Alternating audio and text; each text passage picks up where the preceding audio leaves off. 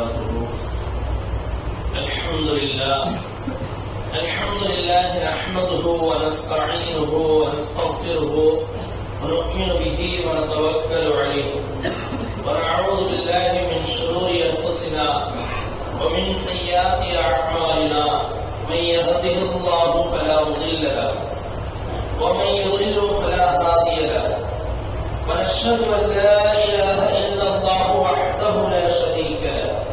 وأشهد أن سيدنا ونبينا ومولانا محمدا عبده ورسوله صلى الله عليه وعلى آله وأصحابه أجمعين. அளவற்ற அருளாளனும் நிகரற்ற அன்புடையவனுமாகிய அல்லாஹ்வை போற்றி புகழ்ந்தவனாக அவனுடைய ஹபீப் எம்பெருமானார் ரசூல் கரீம் ஸல்லல்லாஹு அலைஹி வஸல்லம் அன்னவர்கள் மீது சாந்தியும் சமாதானமும் என்றென்றும் நிகழட்டுமாக. ஆமீன். அருமையானவர்களே, என் அன்பிற்கும் பாசத்திற்குரியவர்களே, அல்லாஹ்வின் நல்லடியார்களே, இன்றைய ஓதப்பட்ட சூரா ஆல இம்ரான் முடிந்த அந்நிசா. அந்நிசா என்று சொன்னால் பெண்கள் என்று அர்த்தம். பெண்கள் சம்பந்தப்பட்ட சட்டங்கள் அல்லாஹ் ஜல்லஷானஹு தஆலா இந்த சூறாவிலே நிறைய வைத்திருக்கின்றார். ஏகப்பட்ட சட்டங்கள் அல்லாஹ் ஜல்லஷானஹு தஆலா இந்த சூறாக்களிலே நிறைய வைத்திருக்கின்றார். இதனால் இன்னல்லாஹ லா யظلمு மிஸ்கால தர்ரத்தின் வஇன்ன ஹஸனத்தன் யுதாஇஃப்ஹா வயுதி மின் லதுன்ஹு அஜரன் அதீமா. கியாமத்துடைய நிலையில மனிதனுடைய தன்மையை அல்லாஹ் விவரிக்கின்றார். மஹ்ஷர் எப்படி இருக்கும்? மன்னிப்போம் நிச்சயமாக, மன்னித்ததற்கு பின்னால் எழுப்பப்படுவோம், அதுவும் உறுதியானது. இஸ்லாமியர்களுக்கு முஸ்லிம் என்று சொன்னால் அவங்க அதன் மீது நம்பிக்கை கொண்டிருக்க வேண்டும். இறந்ததற்கு பின்னால் எல்லாம் எழுப்பப்படும், உலகம் அழிக்கப்பட்டதற்கு பின்னால் எல்லாரும் மஹ்ஷர்ல நிக்க வைப்போம். கண்கூடாக மனிதர்கள் பார்ப்பார்கள், நரகத்தை பார்ப்பாங்க, நரகத்தினுடைய வேதனைகளை பார்ப்பாங்க, நரகத்தினுடைய மலக்குமார்களை பார்த்தே ஒப்பாரி வைக்கக்கூடியவர்கள் நிறைய பேர் இருப்பார்கள். கடுமையா இருப்பாங்க, அவங்க பார்ப்பதற்கு விதாரமான முறையில கடுமைத்தனத்தோடு இருப்பார்கள். நரகத்தினுடைய ஜோலையை பார்த்து என்ன செய்வார்கள்? மனிதர்கள் நரங்கிக் கொண்டிருப்பார்கள். நரகத்தின் உச்சத்தின் பயத்தின் உச்சத்தில் இருப்பாங்க. ஆனாலும் அல்லாஹ் ஜல்லஷானஹு தஆலா கூப்பிட்டு கேட்பான், மனிதர்களை. நூஹ் அலைஹிஸ்ஸலாம் அழைப்பான், ஆதம் அலைஹிஸ்ஸலாம் அழைப்பான், இப்ராஹிம் அலைஹிஸ்ஸலாமை அழைப்பான், மூசா அலைஹிஸ்ஸலாமை அழைப்பான்.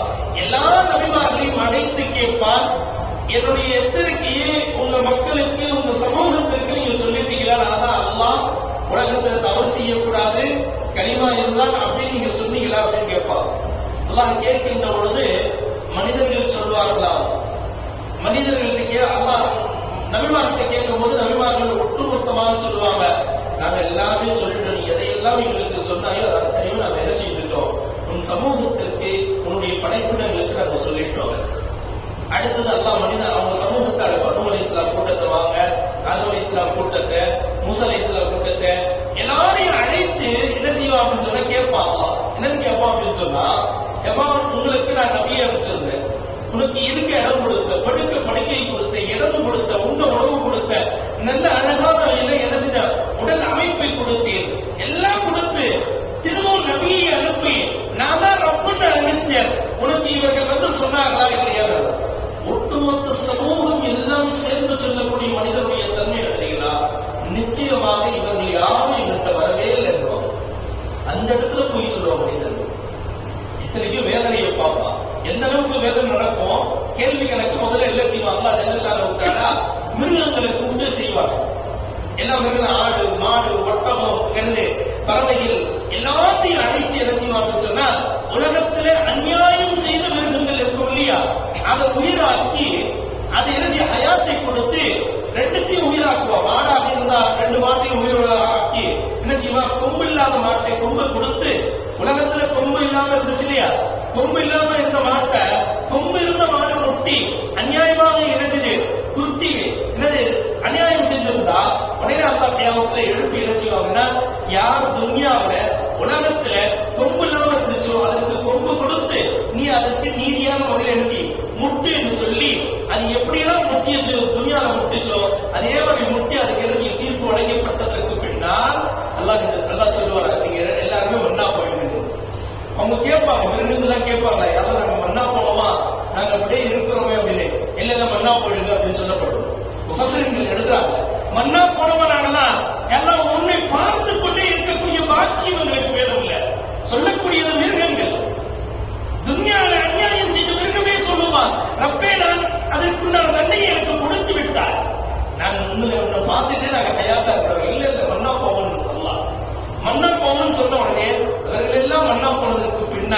இந்த அத்தனை விஷுவல் நேருக்கு நேராக பார்த்து கொண்டிருந்த மனிதர்கள் எல்லாத்தையும் அல்லாஹ் கேட்பானா, எப்பா நபி அனுப்பிச்சேனே, எச்சரிக்கை கொடுத்தனே, நீ என்ன செய்தாய், என்ன ஏன் உனக்கு வரலையா? ஒட்டுமொத்த சமூகம் சொல்லும், மனிதர்கள் எல்லாரும் சேர்ந்து சொல்லுவாங்க, ரப்பே எனக்கு யார் நபி வரல, நபி என்ன செய்யல, எங்க இடத்துல நபி வரவில்லை, நபின்னு யாருமே வரல, நீதான் ரப்பன் எங்களுக்கு யாருமே சொல்லல. எல்லாரும் சேர்ந்து போய் சொல்லுவார்கள்.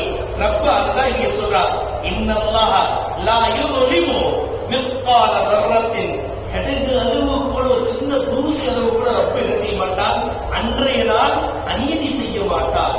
ரப்ப என்ன செய்ய மாட்டான், அன்றைக்கு அநீதி இழைக்க மாட்டான்.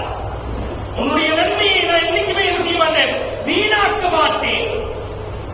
நீ ஏதோ ஒரு சின்ன சதப்பா செஞ்சிருக்க, தர்மம் செஞ்சிருக்க, நான் இன்றைய நாள் உனக்கு என்ன செய்ய மாட்டேன், அநீதி இழைக்க மாட்டேன்.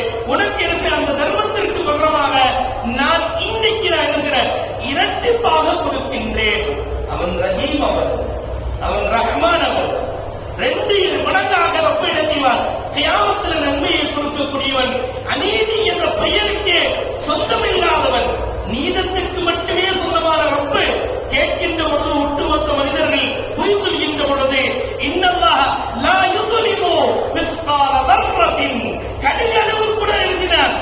அநீதி செய்திருந்தால், நல்லது செய்திருந்தாலும் சரி, நான் யாருக்கும் அநீதி செய்யாமல் நீதத்தோடு அன்றைக்கு வாழ்வேன் என்று அல்லாஹ் ஜல்லஷானஹு தஆலா இந்த ஆயத்தை கொண்டு நமக்கு விளக்கி காட்டுகின்றார்.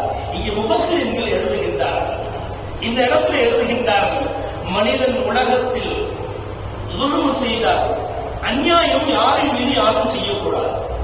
ஒரு அரசரை ஹிகாயத்தை எழுதுவாங்க கிதாபுல, ஒரு அரசர் தன் பிள்ளைக்கு கொண்டு போய் ஒரு உஸ்தாதிட்ட கொடுத்து, நல்ல தீனை கற்றுக் கொடுங்கள், எனக்கு பின்னால் இவன் அரசனாக வர வேண்டும், எனக்கு பின்னால் இவன் அரசனாக வர வேண்டியவர், எனக்கு பின்னால் அரசாட்சி ஆளக்கூடியவனாக இருக்கிறான், நல்ல மார்க்கத்தை மட்டுமல்ல எல்லா விதமான கலையும் சொல்லித்தாங்க.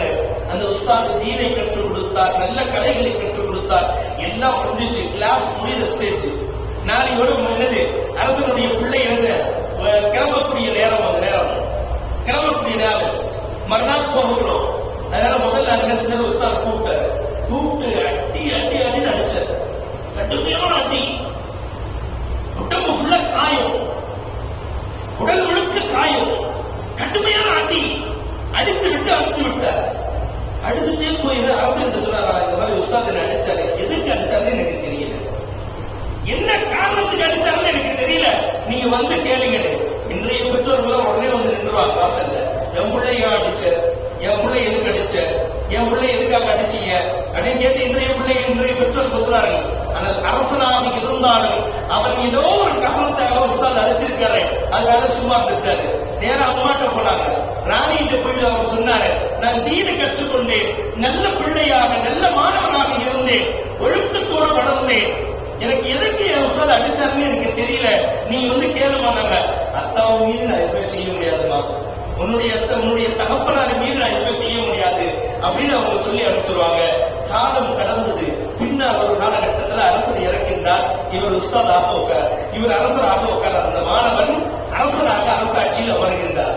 அரசவையில அரசனாக பதவியேற்ற முதல் நாளே என் உஸ்தாதை அழைத்து வாருங்கள் என்று கேட்கின்றார். என் உஸ்தாதை அழைத்து வாருங்கள். உஸ்தாதை அழைப்பதற்காக போறாங்க. வயது முதிர்ந்து நடப்பதற்கே முடியாத நிலையில் அந்த உஸ்தாத் வருகின்றார். அழைத்து வரப்பட்ட அந்த சபையில கொண்டு வந்து நிக்க வச்சுட்டாங்க. அரசர் நீ நிக்க வச்சுட்டு யாருன்னு பாக்குறாங்க, என்ன அரசரே நீ ஏன் அழைத்தீங்க, நான் யாரும் தெரியுதான்னு கேட்கிறாரு. தெரியல, நீங்க அரசர் அப்படின்னு. இல்ல, உங்க மாணவன் அன்னைக்கு ஒரு நாள் நீங்க அடிச்சுக்க இல்லையா, கிட்டத்தட்ட ஒரு 20 வருட காலம் கிதாபில் எழுதுறாங்க, ஒரு 20 வருஷ காலம் யாப்பு. 20 வருடத்திற்கு பின்னால் அழைத்து கேட்கப்பட்டது உஸ்தாதுங்க, அன்னைக்கு ஏன் என்ன அடிச்சீங்க, நான் எந்த தவறும் செய்யலையே, யாருக்கும் நான் என்ன செய்ய துன்புறுத்தலையே, யாருக்கும் நான் அநீதி செய்யலையே, எதற்காக வேண்டிய அடித்தீர்கள். அந்த உஸ்தாத் ஓன்னு அழ ஆரம்பிச்சுட்டார். அழுது விட்டு சொன்னார், எத்தனை வருஷம் ஆச்சு நான் அடிச்சு, எத்தனை வருஷம் ஆச்சு, கிட்டத்தட்ட நீ 20 வருட காலம் நடந்து விட்டது, நான் வயோதிகத்தில் முடிந்து விட்டேன், இது இந்த 20 வருஷத்துக்கு அப்புறமாவும் உள்ளத்தில் அப்படியே பதிந்து இருக்கா இல்லையா. உலகத்தில் ஒருத்தன் அநியாயமான முறையில் அநியாயம் செய்யப்பட்டால் அவனுடைய வலி வேதனை அல்லாஹ் பொறுக்காமல் உலகத்தில் தண்டனையை இறக்குவான் என்பதற்குத்தான் உன்னை அழைத்தேன். நீ பின்னால் அரசனாகுவ, அரசனாகி அரசவையில உட்கார்ந்த பிறகு யாருக்கும் நீ என்ன செய்யக்கூடாது, அநீதி இழக்கக்கூடாது என்பதற்காக நான் இன்னைக்கு அடிச்சேன். 20 வருடங்களுக்கு பின்னாலும் உனக்கு அந்த காயம் மறைக்க முடியல, மறக்க முடியல. உனக்கு அந்த காயம் வழி கொடுத்துக் கொண்டேதான் இருந்தது. இதுதான் பின்னால் நீ அரசனாக உட்கார போவா, அமர்வாய். அமர்ந்ததற்கு பின்னால் ஒரு இடத்தில் மக்கள் வருகின்ற பொழுது நீ எக்காரணத்தை கொண்டு அநீதி செய்யக்கூடாது என்பதற்கு தான் நான் அன்றைக்கு அடித்தேன் என்பதாக அந்த உஸ்தாத் சொல்வார். துன்யாவில் ஒருத்தர் மீது அநியாயம் செஞ்சுட்டா திரையில்லாமல் ரப்பு என்ன செய்வார், கபூல் செய்வார். திரையே இருக்காது. மலக்குமார்கள் என்ன செய்வார்கள், அநீதி செய்யப்பட்டவனுக்காக கூட நின்று இவனுக்கு பத்வா செய்வார்களா? யார் அநீதி செய்தார்களோ அவர்களுக்கு எந்த திரையும் இருக்காது. அவன் பத்வா செய்யலனா கூட என்ன செய்வான், அல்லாஹ் தண்டிப்பான். ரப்பை என்ன செய்வான், விடமாட்டான். நிச்சயமாக தண்டித்தே ஆவான். ஏன் காரணம் என்ன? இன்னல்லாஹ லா யுஸ்லிமு, அவன் நீதிவான், அவன் ரஹ்மான், அவனுடைய நீதி என்றைக்குமே என்ன செய்யாது, ஒரு கடுகள் ஒன்றுக்கு செல்லாமல் நீதிவானாக இருக்கக்கூடியவன். உலகத்தில் யார் அநியாயம் செய்தாலும் ரப்புக்கு அவனுக்கு பிடிக்காது, அவனை விட மாட்டான். அல்லாஹ் ஜல்லஷானஹு தஆலா கியாமத்துல மனிதன் செய்யக்கூடிய நிலைகளை எல்லாம் இங்க விவரித்து காட்டிவிட்டு, நான் நீதமானாக இருக்கின்றேன், உலகத்தில் நீங்களும் நீதவான்களாக நடந்து கொள்ளுங்கள், யாரின் மீது அடியாதீங்க, அநியாயம் செய்யாதீர்கள், யாரையும் அடிக்காதீர்கள், யாரையும் துன்புறுத்தாதீர்கள், யாருடைய சொத்தையும் பறிக்காதீர்கள், யாருடைய இடத்தையும் அபகரிக்காதீர்கள் என்பது எல்லாம் நீண்ட வரிசையாக ஹதீஸ்ல ரசூலை கரீம் ஸல்லல்லாஹு அலைஹி வஸல்லம் அவர்கள் சொல்லி காட்டிக் கொண்டிருப்பார்கள். எனவே உலகத்தில் யாருக்கும் நம்ம நினைச்சுக்கூடாது, அநீதி செய்யாமல் வாழக்கூடிய வாழ்க்கை அல்லாஹ் ஜல்லஷானஹு தஆலா நம் அனைவர்களுக்கும் தந்தருவாராக. வா ஆஃபிரு தஅவானா அல்ஹம்துலில்லாஹி ரப்பில் ஆலமீன். அஸ்ஸலாமு அலைக்கும்